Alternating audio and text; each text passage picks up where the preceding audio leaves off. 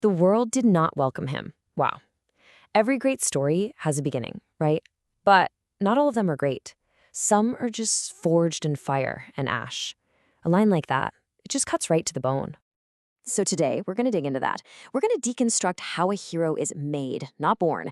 We'll follow the path of this one boy, a kid who starts as a nameless child in the dust and becomes, well, something else entirely. We're going to see just how tragedy can forge a legend. Okay, so our story kicks off in about the harshest setting you can imagine. A boy, just a kid, is found in the ruins of a burned-out village. He's a forgotten casualty of some forgotten war. From there, he gets taken to a place called Vallis Reach. And this place, it's a brutal mining settlement.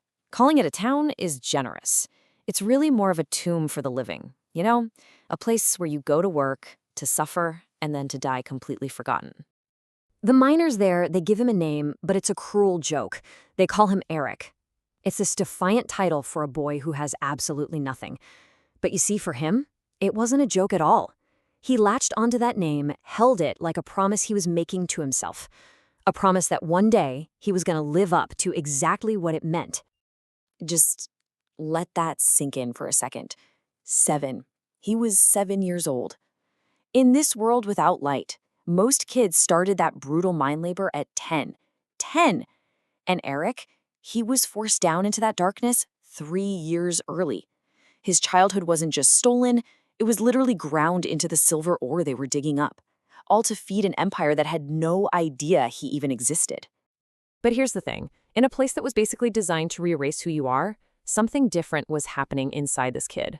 While everyone around him was just trying to forget the misery, Aric, he was desperately trying to remember. And that drive, that's what really set him apart from the very beginning. You see, for everyone else, life was just this miserable cycle, right? Toil, survive, and then do whatever you could to forget the pain. But for Aric, the mines were like his classroom. He wasn't just surviving. No, he was observing. He was studying the guards, the fear, the control, trying to understand the very system, the very world that was doing its best to crush him. And get this, every single night, he'd take a rusted nail and he'd carve the names of the miners who died into the cave walls. And then, beneath all those names, he carved this vow for himself. This wasn't just some kid being defiant. This was a declaration of ambition, a promise, really, that his life and theirs was going to matter someday. So, you know how in every hero's journey, there's that one moment, that catalyst, that just changes everything? Well, for Aric, that moment was a sudden, violent rebellion that just erupted in the mines. It was a total explosion of chaos, and it was going to lead him straight to the most important person he would ever meet. Just try to picture it. Pure, absolute chaos. It all starts with one act of defiance. Someone throws a pickaxe, and the entire mine just ignites with fury. But Aric, he doesn't jump into the fight. He moves through this inferno the same way he's always lived his life, watching, observing, surviving. And it's right here, in the middle of all this chaos, that his path is about to change forever. And right in the middle of all that violence, Aric finds a man, an enemy soldier of all people. He's crushed under some rubble, dying. And Aric, he has to make a choice. In this world that has never ever shown him an ounce of mercy, he chooses compassion.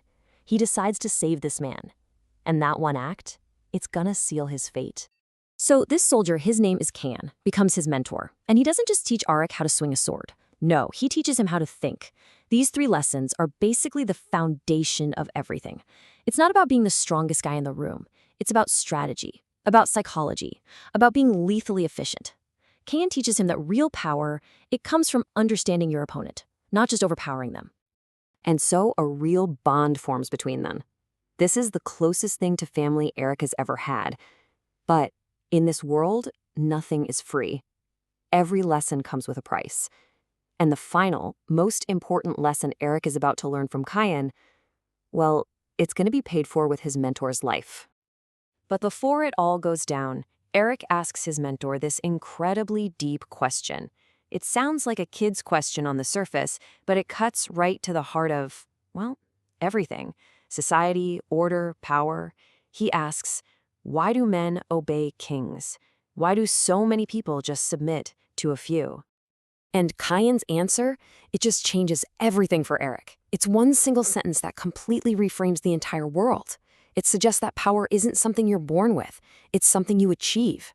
And that idea, man, it plants the seed of incredible and maybe even dangerous ambition right in Aric's mind.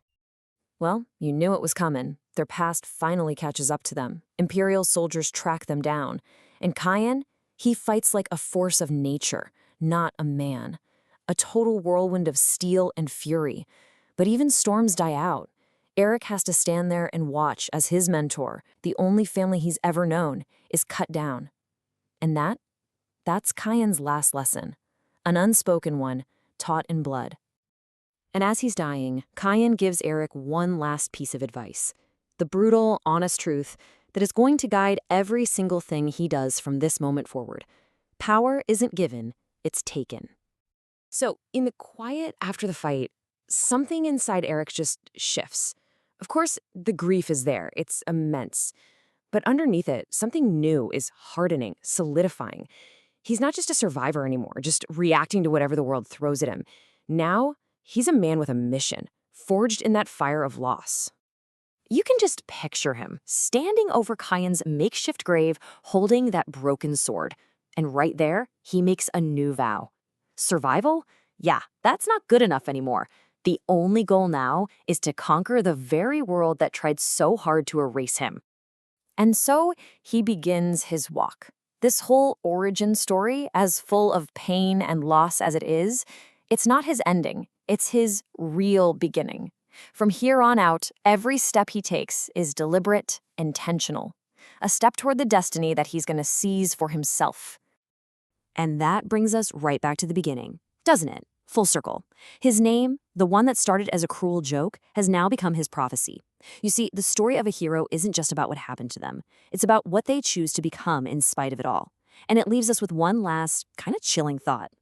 What happens when the one who refuses to bow decides it's finally his turn to rule?